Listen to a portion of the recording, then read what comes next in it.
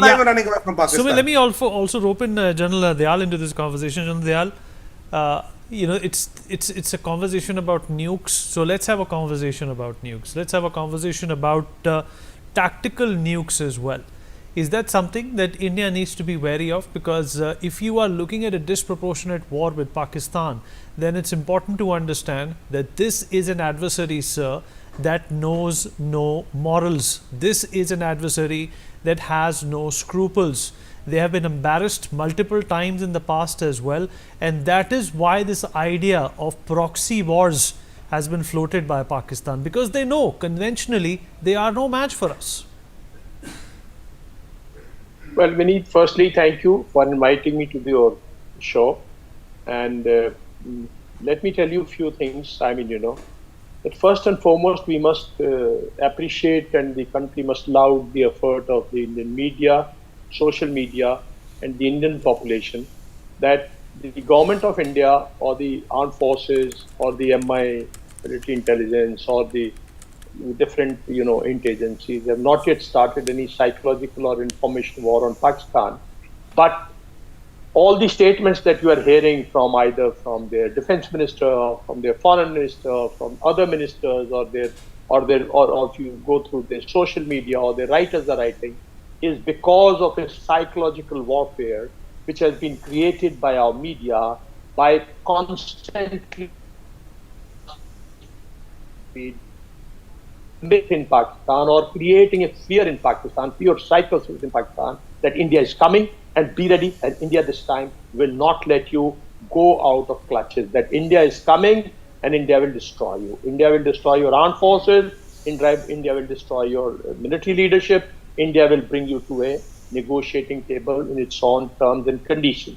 This sort of a hysteria that Pakistan is today going through is courtesy our media, our people, and some of the anchors like you, those who have been constantly harassing them. Great. Firstly, that I applaud first. So now coming to the main issue. See, Vineet, there is firstly, let's not talk of nukes. We'll come to tactical nukes. First, let's look at it. India has exercised over the last 35 years various options. Today, we do not have any much economic relation with him which can hurt. We do not have any, diplomatic relation which can hurt Pakistan. Also, let me be very clear that eliminating or killing terrorists does not hurt Pakistan. We carry out few surgical strikes on their camps. We kill thousands even militants. It does not affect the Pakistan state because it is not. Whereas here, 27 casualties, 27 families, 27 villages, and the entire country feels the pain when we have these incidents. And we have been feeling this pain since 1989. It's a great pain. These are 26, 27 today. But imagine since 1989, how many families have gone through this? How many of us have gone through this? So anything that happens here, whether it is our soldiers, whether it's our paramilitary forces, or whether it is our J&K police people, or our civilians which he targets, when we have these casualties, the country faces a pain. When we kill terrorists, Pakistan population does not feel the pain. I always say that it doesn't look nice. We don't see anybody crying. We don't see. Here the nation cries. No.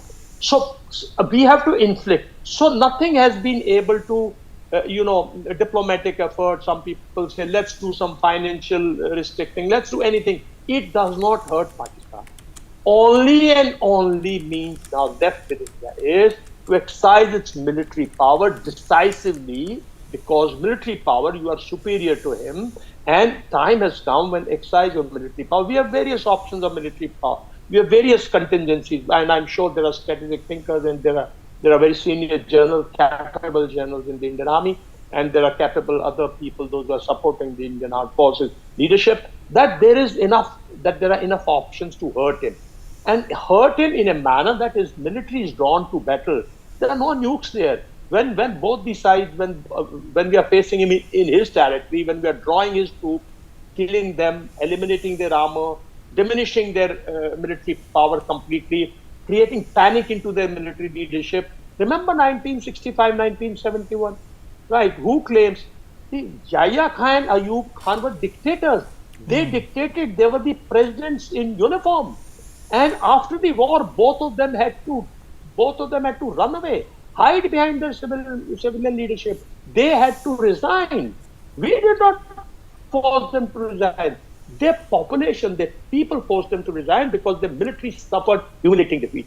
Only way to tackle Pakistan, I've been talking for long now, is to humiliate their armed forces, is to destroy their military power, is to destroy the myth of their military leadership.